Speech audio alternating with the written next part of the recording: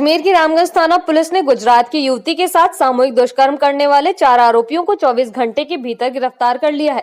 मामले का खुलासा करते हुए अजमेर एसपी जगदीश चंद्र शर्मा ने बताया कि 7 मार्च की रात को गुजरात की रहने वाली युवती रामगंज थाना क्षेत्र के फरीदाबाद यूआईटी क्वार्टर के नजदीक नशे की हालत में अर्धनग्न अवस्था में मिली, जिसकी सूचना पर रामगंज थाना पुलिस द्वारा उसे जेलन अस्पताल में भर्ती करवाया गया। युवती के नशे से बाहर आने के बाद उसके बयान लिए गए तो उसके साथ सामूहिक दुष्कर्म की वारदात सामने आई। पीड़िता के अनुसार वह दरगाह जियारत के लिए अजमेर आई थी और इसी दौरान सांसी बस्ती के रहने वाले टेम्पो चालकों ने मौके का फायदा उठाकर उसके साथ सामूहिक दुष्कर्म कर जघन्य अपराध किया। पुलिस ने मामले की गंभीरता को देखते हुए तुरंत कार्रवाई करते हुए सांसी बस्ती और उसके आसपास के रहने वाले लोकेश, राकेश, भरत और आकाश को गिरफ्तार किया, जिन्होंने युवती को रेलवे स्टेशन छोड़ने के बहाने यूआईटी कॉलोनी के पास ले जाकर उसके साथ दुराचार किया। इस मामले में पुलिस ने 24 घंटे के अंतराल में आरोपियों को गिरफ्तार किया है और पूरे मामले का खुलासा किया है। ऐसे में यह सराहनीय कार्य है। साथ ही पुलिस इस मामले को लेकर 15 दिन में कोर्ट में चालान पेश करेगी, जिससे कि जघन्य कृत्य करने वाले आरोपियों को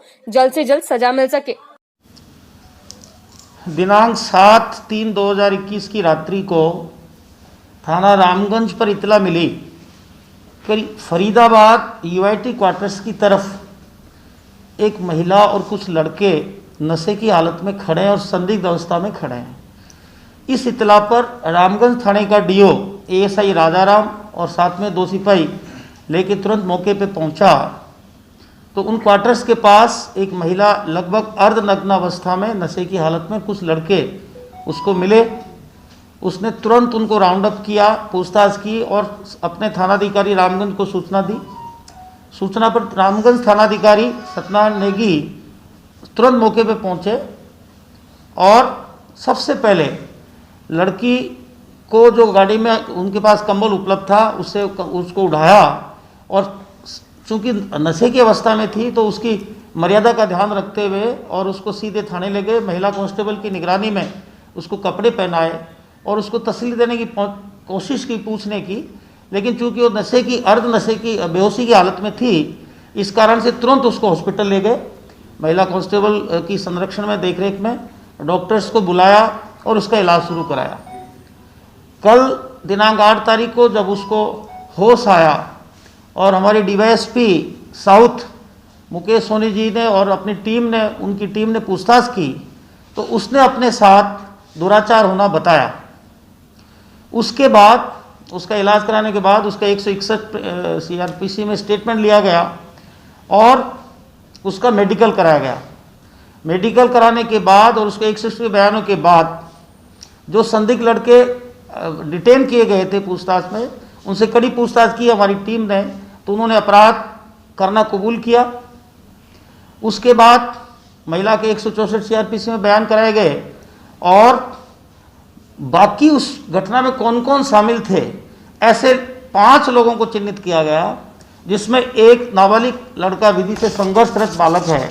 उसके अलावा जो 4 आरोपी जिन्होंने इस महिला, जो कि एक पर्यटक गुजरात से आई थी दरगाह में जियारत करने, उसकी मजबूरी का फायदा उठा करके और एक पार्श्विक कृत्य किया है, मानवता को शर्मसार करने वाला कृत्य किया है, उनको चिन्हित किया और हमारी टीम ने लगातार 24 घंटे मेहनत करके और पूरी घटना का पर्दाफाश करते हुए और इनको गिरफ्तार किया, जिनमें एक लोकेश पुत्र श्रवण कुमार, जाति सांसी, निवासी यूआईटी कॉलोनी, थाना रामगंज अजमेर।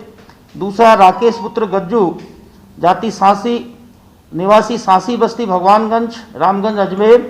तीसरा भरत उर्फ कुल्लड़, जाति सांसी, निवासी यूआईटी कॉलोनी, थाना रामगंज, जिला अजमेर। और चौथा आकाश, जाति लोहार, निवासी साईं बाबा मंदिर के पास अजय नगर, लोहार बस्ती, अजमेर। इन चारों ने उस महिला के साथ दुराचार किया। एक विधि से संघर्षरत बालक ने दुराचार किया, 5 ने दुराचार किया, उसको डिटेन किया गया है और बाकी 4 आरोपियों को बापर्दा गिरफ्तार करके और कस्टडी में लिया गया है और इनसे पूछताछ लगातार जारी है। इनसे पूछताछ के बाद आरोपियों को चूंकि बापर्दा गिरफ्तार किया गया है, इसलिए इनको जेसी कराने के बाद महिला से उनकी शिनाख्त और पहचान कराई जाएगी।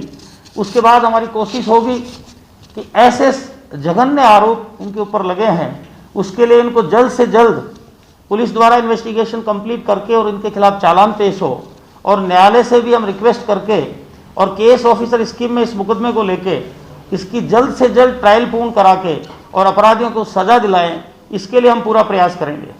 तो हमारी कोशिश है कि इस मुकदमे की इन्वेस्टिगेशन 15 दिन के अंदर कंप्लीट होकर के और 15 दिन पूरे होने से पहले ही इसका चालान न्यायालय में पेश हो। इसके संबंध में हमारे आईओ जो डीवाईएसपी साउथ मुकेश सोनी इसकी तफ्तीश कर रहे हैं, उनको निर्देश दिए हैं और वो भी दिन रात मेहनत करके इसकी इन्वेस्टिगेशन पूर्ण करने का प्रयास कर रहे हैं।